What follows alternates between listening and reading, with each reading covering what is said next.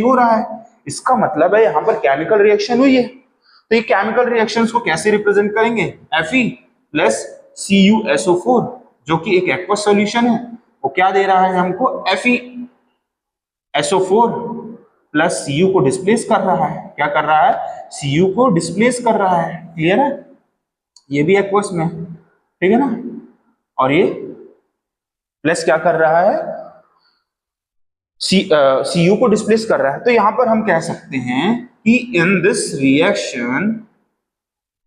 Reaction iron Fe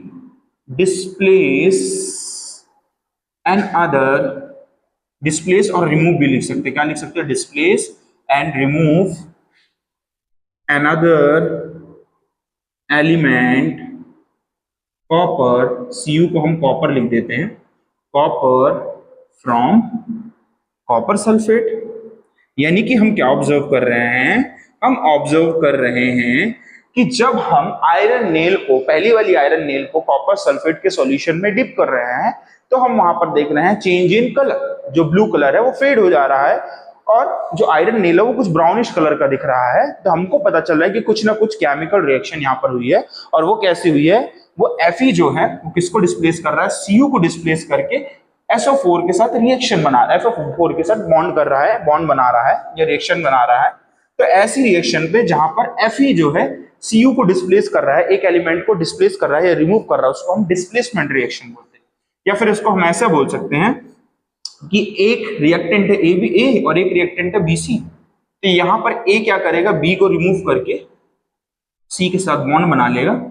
ऐसी reaction को हम क्या बोलते हैं, डिस्प्लेसमेंट रिएक्शन बोलते हैं। तब इसके कुछ और एग्जांपल हैं, जैसे जब हम लेड को ले रहे हैं और फिर CuSO4 के साथ ही रिएक्शन करा रहे हैं या CuCl2 के साथ रिएक्शन करा रहे हैं, तो वो क्या बना रहा है, CuCl2 को हम बोलेंगे क्या, कॉपर क्लोराइड। क्या बोलेंगे, कॉपर क्लोराइड। क्लियर है, और ये क्या बना रहा है, एक्वस सॉल्यूशन ये भी है और ये सॉलिड फॉर्म में रहेगा।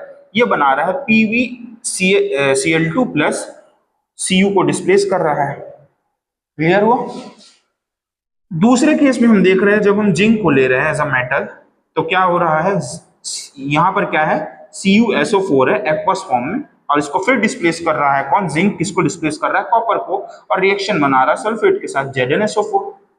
तो इन सारे केस में we observe one thing that एक साइड का मेटल, जो एक साइड का एलिमेंट जो है वो क्या कर रहा है, डिस्प्लेस कर रहा है दूसरे कंपाउंड के एलिमेंट को, और इसी को हम डिस्प्लेसमेंट रिएक्शन बोल रहे हैं। अच्छा, अब आपके मन में एक सवाल आ रहा होगा कि आयरन